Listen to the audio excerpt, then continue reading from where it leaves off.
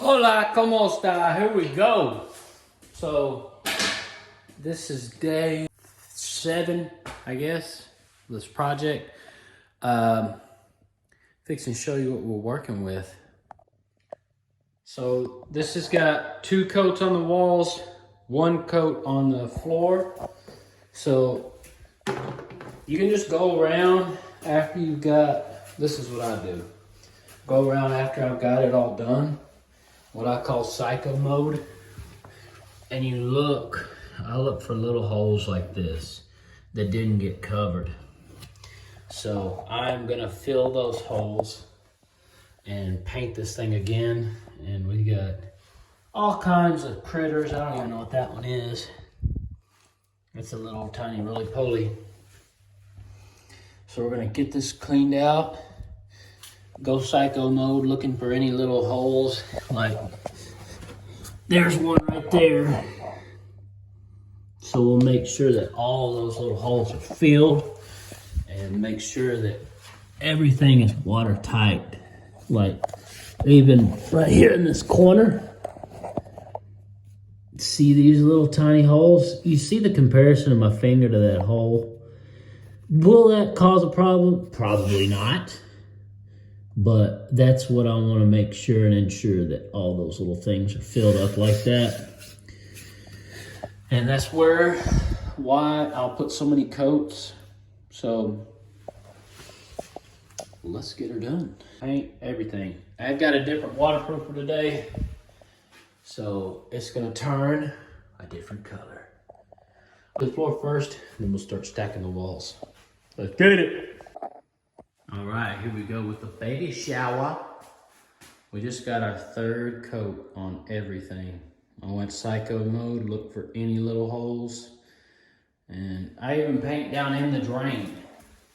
So right here, where the actual sheet membrane touches the drain, sometimes it wants to lift up. And so what I'll do is I'll go through and make sure it's not lifting up. And then once I get it back down with thin set or whatever, I'll put a fan on. You can use speed set, honestly. It dries really fast. So I have done it where I've put down the sheet membrane before, and then I needed to do the corners and everything. I needed to move fast, basically, because I was trying to get it done. But I've used speed set. And even though it's gonna take 20 days or whatever, 28 days to cure under the actual banding, the edges will be dry. If you put waterproof membrane on wet thin set, a lot of times it wants to bubble. But if you use speed set, the edges will be dry enough where you can paint it and it won't bubble. So this one is ready to rock and roll. This one over here has got 4 coats. Anyways, I put a fan on it to try to force it to dry a little bit faster. The reason I mix products, I got Schluter Curdy, I've got the Flow Effects sheet membrane in the other one. I've put Triton waterproofing, I've put the Mape waterproofing. All of these manufacturers are going to look for a way to get out of warranty. So for me, as the installer, I'm the only person that's going to warranty this job, period. So if I put on 4 coats, I've already used 2 3.5 gallon buckets of waterproofing, and I'm going to buy more because I need to paint that master shower again. I want to make sure that the customer never ever has to worry about anything, ever. I mean, that's why I paint so many coats. And I do trust the sheet membrane on its own, but if I got a pebble, if I've got a nail, if I got anything stuck in my shoe, and I walk across that sheet membrane and it punctures it, it's toast. And let's say if I did that, I had the Schluter membrane down, them people are in Canada. They could care less what happens here. So if I say, like, hey, this shower's leaking, something's wrong with it, their warranty is out the window because that is installer error. So the sheet membrane by itself is enough. It works. I've done it before. I don't have an issue with that. But if I can take my time, I would rather paint multiple coats on top of it. So I know there's never gonna be no issue. And as far as mixing the waterproofings together, as long as they're cured before you start painting the next one on, shouldn't be no problem at all. I mean, that stuff should be able to stick to whatever you got. So I might even buy a different brand, who knows? I don't care about the brand. I care about longevity. So I'll give you the longest warranty in this town, period. We're coming upstairs. Always got these dadgum sunshades on. Look at my eyes. Ooh! I gave this customer probably like a 20-minute tutorial on how to do his wood plank tile. And it's like a 30-inch or 32-inch. It's a 6 by 32 or something like that. Wood plank. He's done. It's a little messy, but not bad for a small tutorial. Check it out.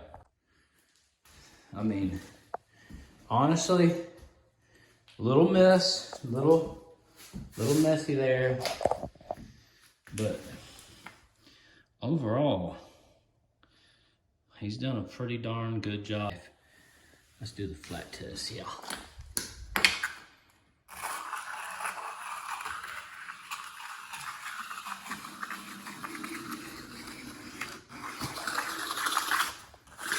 I'm really impressed.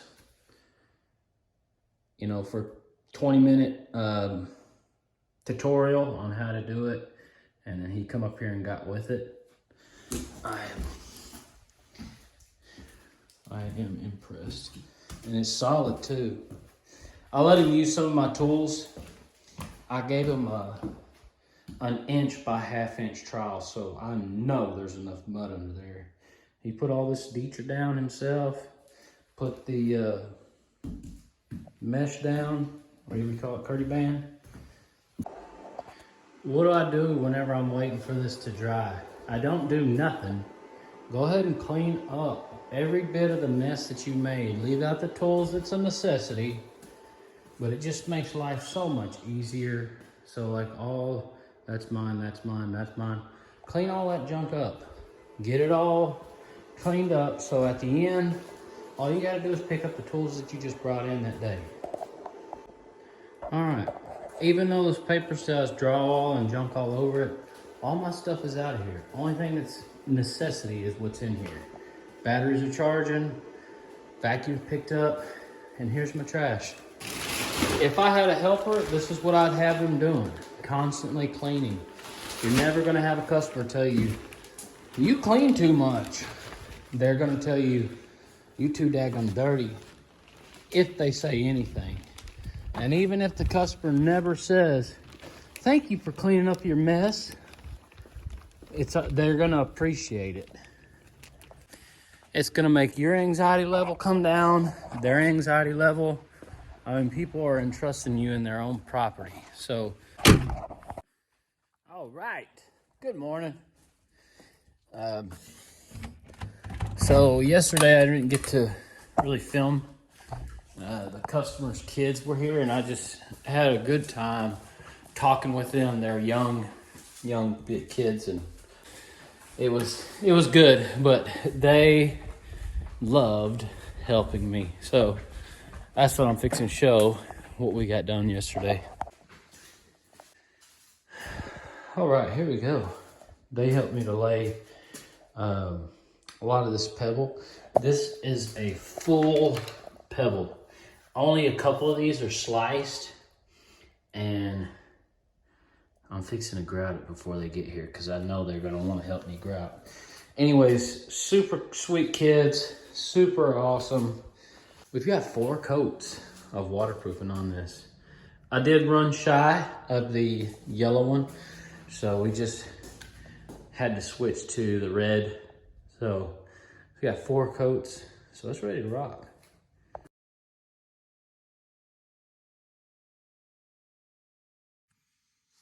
Whenever you're getting on this stone, like let's say you have one that starts rocking back and forth or something that's come loose, it's not the end of the world. Or a cup, cut the bottom off of it, so you only want like maybe that much. Just pour some dry powder in there and get a pencil or a stick, whatever, and just barely drip some water in there and stir it up till you get about the same consistency as that. And stick your stone back with some thin set. And even with it still wet, as long as you know you got plenty of thin set in there, just grout over it and it's all gonna set up just fine.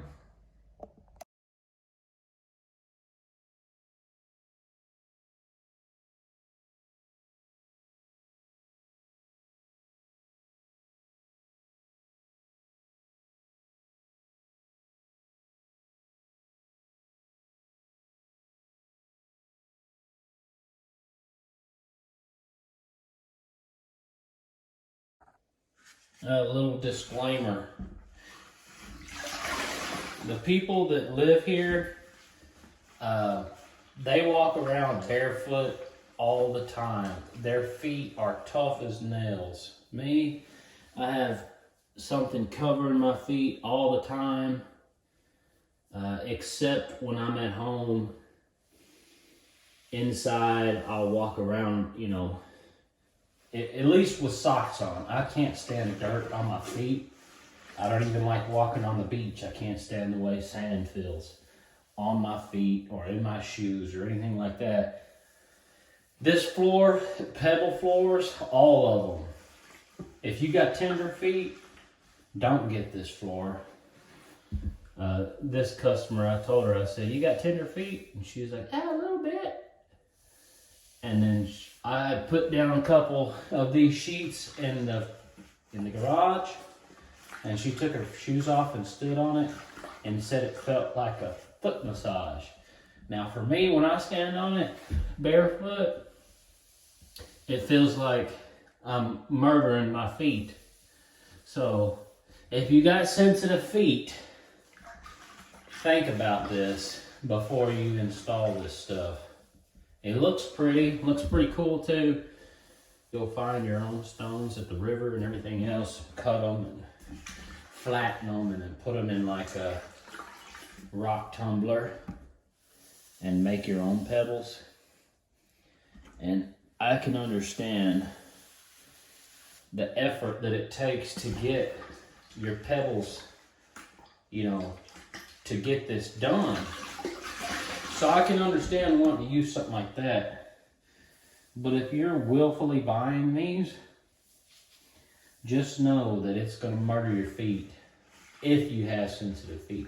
Some people, like her, step right on it. I mean, it's like stepping on a gravel road. Step right on it and they're just like, oh, I love that feeling. Not me.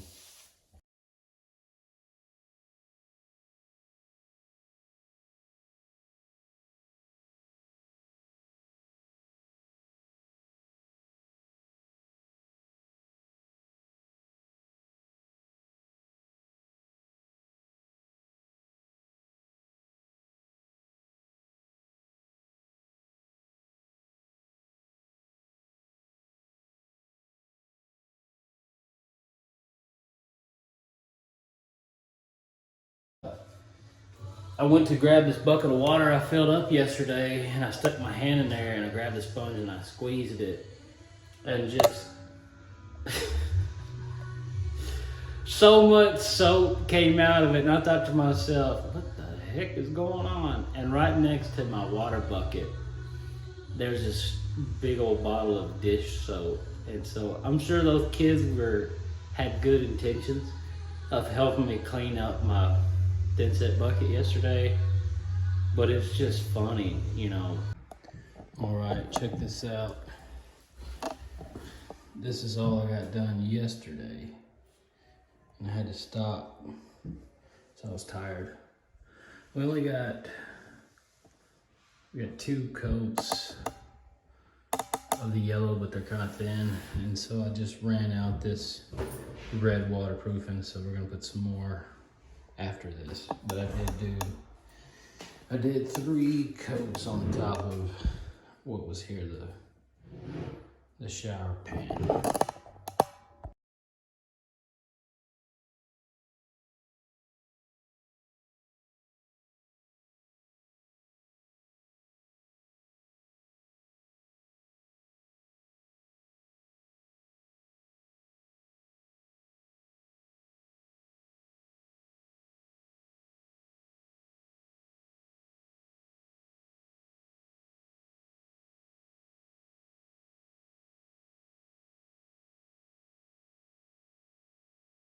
Good morning.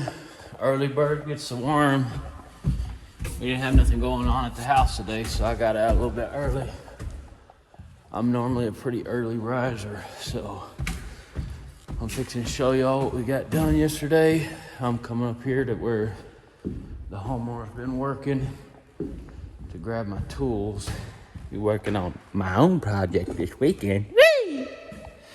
We're back up here where the customer has set in their own tile, and I let them use my box of clips, and he had a bunch of the leveling clips still in there, but with that much thinset coming through the joints, if you wait for a long time to get your clips out, it's gonna break a lot of your clips. So the mud is still pretty green.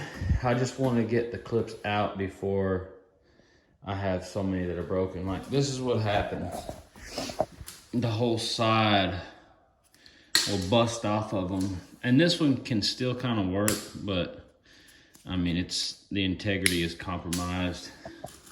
Even the heavier duty ones like these pearls, you know, they'll snap off. So I just want to go ahead and, I mean, 4 clips broken versus 100, it's better, because those clips ain't cheap. So it's just worth it for me to go ahead and help them out. Even these Ramondis, I've done the same thing. They'll break off if you wait a long time to get them out. So I just want to go ahead and get them out for him, kind of sweep up a little pile, and you know, he's gonna have a chore in itself to go ahead and clean out all these joints before he grouts. So, but all in all, extremely messy, but he's doing a good job. I mean, he's giving it his all. So we're fixing to show you what I got. All right, so this is the shower hole that I'm working in. Went ahead and got the niche in last night, and it's coming along pretty well. This is Friday of the 2nd week. So today I'm gonna try to bang this out, this shower, majority of it, and go from there. Let's get it.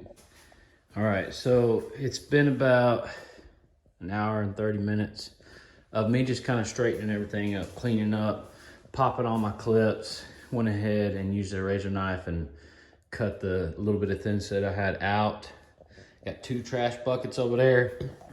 Excuse me. So if I make more trash, I can clean it up real fast. And you know what? Like, I still can sweep this floor, but I'm not super concerned about that. We've got the majority of the trash picked up. And so why would I want to help someone else, you know, do something they've never done before? Like, you know, helping them do the tile upstairs and all that. It's because it doesn't matter what anybody else says or does. It only matters about your character. That's it. So even if I help them and never hear from them again, that's all right, because I've done in my heart what I feel is best. How I would want somebody to treat me is how I feel that I've treated them. So, I mean, I didn't clean it up immaculately, but helping him pop out those clips, giving him the tutorials. Yesterday, I went up there, helped him make a couple cuts. That's all right. I'm fine with that, because it does not matter at all. If you want people to treat you well, most importantly, the good Lord, you got to treat others with dignity and respect and treat them the way that you want to be treated. If life is all about you and that's it, you're going to have a life with a big old goose egg, because it's about helping people. And that's exactly what I do. I help people to stay clean by having an awesome shower that's going to last a long time. So mix up some mud and let's get cracking. All right, so I'm actually using a, thank you Dad, a 1/2 inch wide, 3/4 inch tall. My dad gave me this. I would just make my own with the grinder, because I could never find trowel this massive, but this is what I'm using on this project. So I'm using a ton of mud on this tile because the walls are really bad in and out. And so I'm using a ton of mud, making sure I saw it back and forth. Let's get it.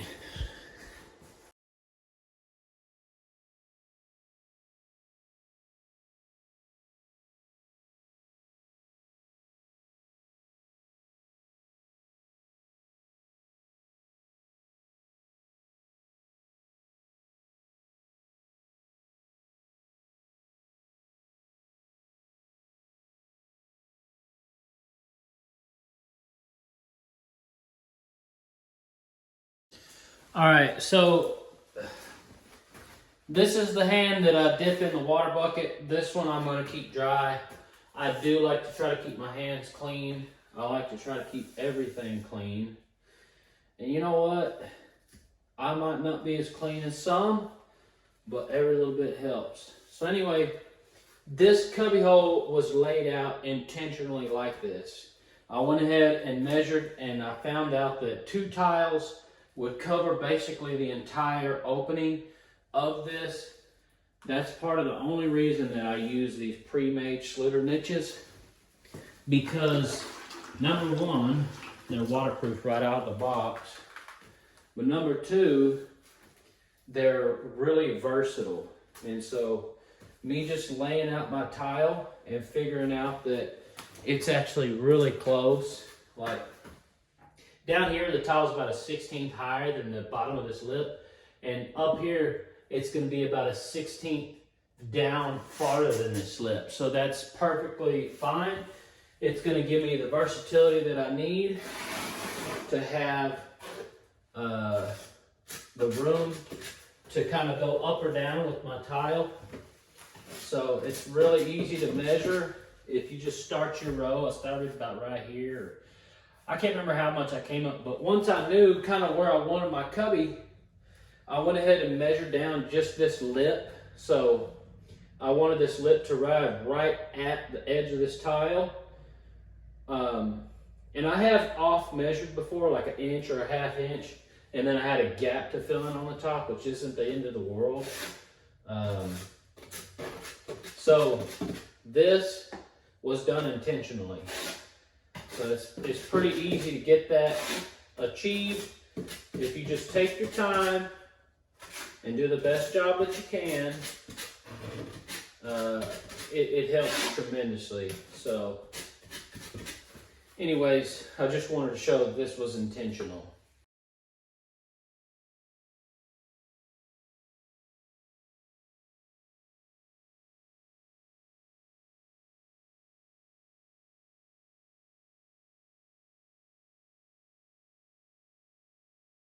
All right.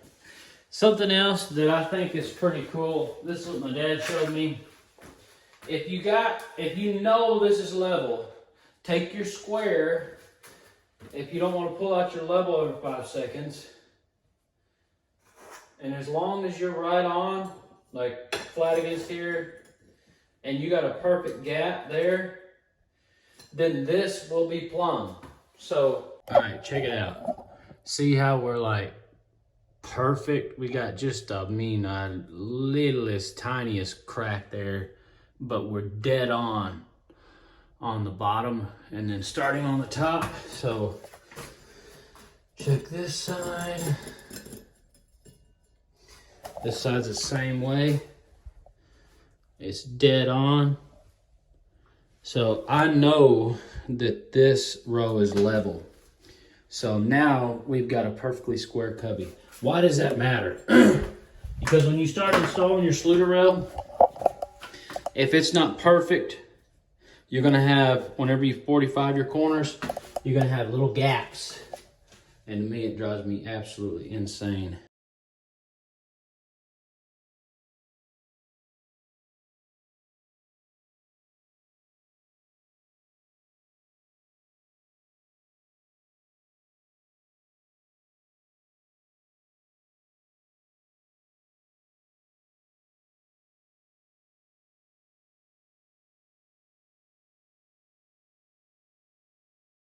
All right, check this out. I've got around this cubby hole, perfect full tile on bottom, on top. Now let's check it with the level. Look at that. On the money. No gaps. Underneath. It's right on. Perfect. That's what you want.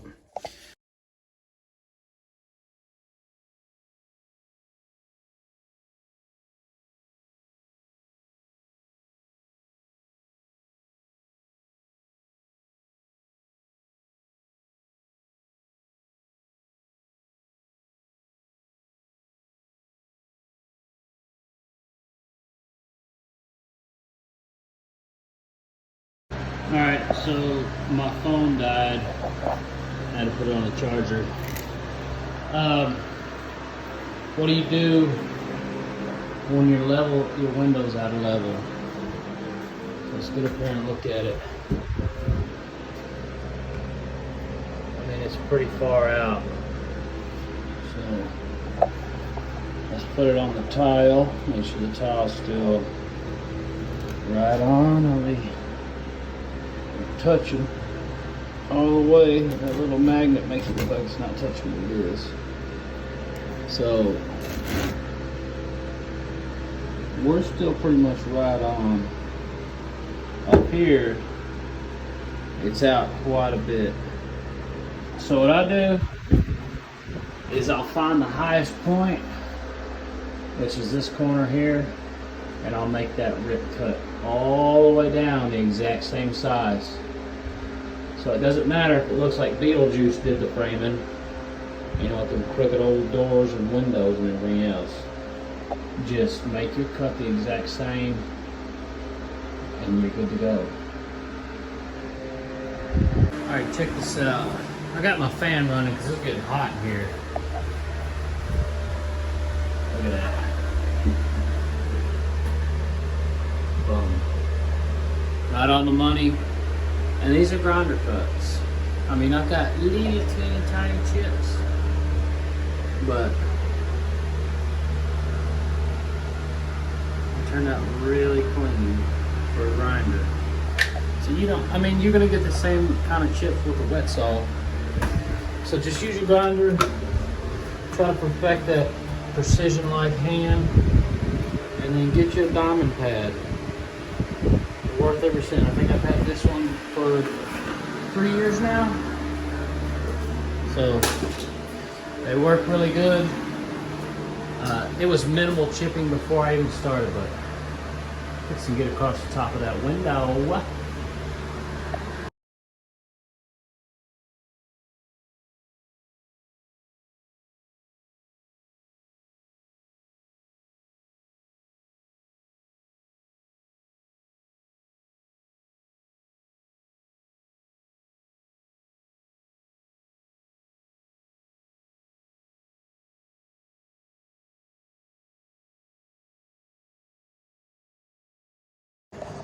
All right, I just got that little rip cut at the top, but I'm fixing to start this next.